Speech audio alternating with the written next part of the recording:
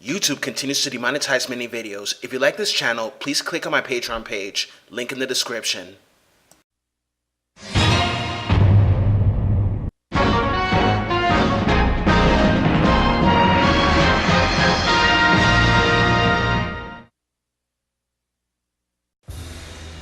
Hey gamers, John here. So, as you know, I am never surprised whenever something really bad happens, like a mass shooting. Politicians, lawmakers, and activists, and the media are constantly using video games as a scapegoat and never say anything that will be logical. There is never a logical explanation, but always blame something that the shooter was into instead of stuff like being bullied, mental health, etc. So here's the thing. An NRA representative from Rhode Island wants to tax violent video games in order to fund mental health care. State Representative Robert Nardolillo III's legislation will increase taxes on games with mature or adult-only ratings, the revenue from which would then be placed in a special account for school districts to use to fund counseling, mental health programs, and other conflict resolution activities, according to a statement from Nardolillo's office. There is evidence that children exposed to violent video games at a young age tend to act more aggressively than those who are not, according to Nardolillo's statement. This bill will give schools the additional resources needed to help students deal with that aggression in a positive way. Wow. Can you believe that? Let me tell you something. There is proof and evidence that video games do not cause a person to create violence. It's been proven thousands of times and they still won't admit it. It's like they're so indoctrinated and close-minded that they stand by their opinions. Let me tell you something. When I was 6 years old, I remember the first Mortal Kombat game being so bloody and gruesome while playing in the arcades when my dad took me to the bowling alley. I played Mortal Kombat when I was 6, and I never, ever resorted to kill anyone. I was raised right by my parents. Now, politicians, lawmakers, activists, and religious leaders constantly claim that video games turn you into a killer. The same crap they said about rock and roll and disco. In the 1970s, all these ultra-conservative Christian groups saying that disco and rock were the devil's music because of the way they wore makeup or because how the female disco singers were dressed showing a lot of skin. Conservatives are known to want to ban rap music as well because they felt that the lyrics promoted violence, which is a bunch of bullcrap. Rock and roll and disco were secular in nature and sounded like poetry most times. Rap is also like poetry.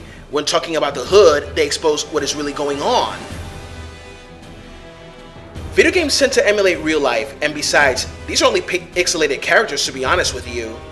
But you know, we gamers have dealt with figures like Jack Thompson, Jay Rockefeller, Dianne Feinstein, Pat Robertson, Pastor Matthew Hagee, and struggled as well against Leyland Yee, and still against the likes of a person I don't want to mention.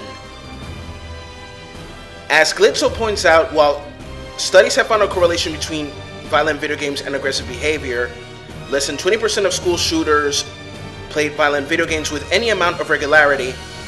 Not only is interest in violent video games rare among school shooters, these perpetrators express much less interest in violent medium than most other individuals.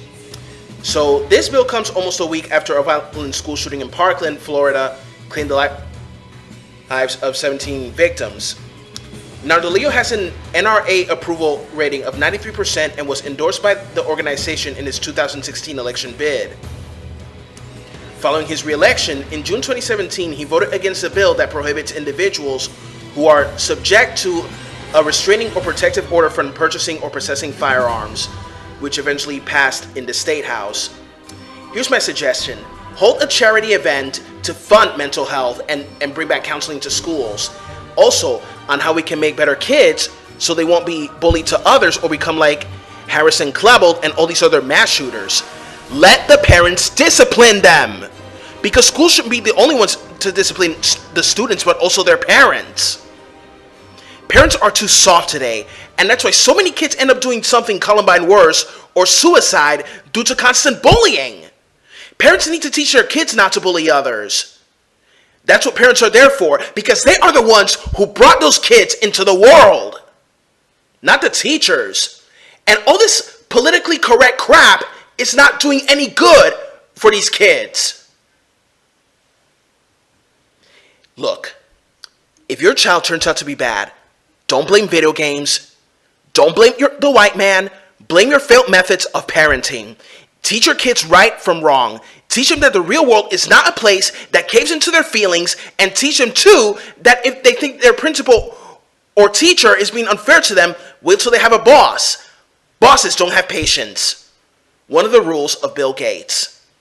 And teach them to question everything they are taught in schools. Not everything a professor says is true. And that's all I have to say, gamers. Don't forget to comment, rate, share, and subscribe. This is John, host of Video Games in the World. Have a good one. Bye-bye.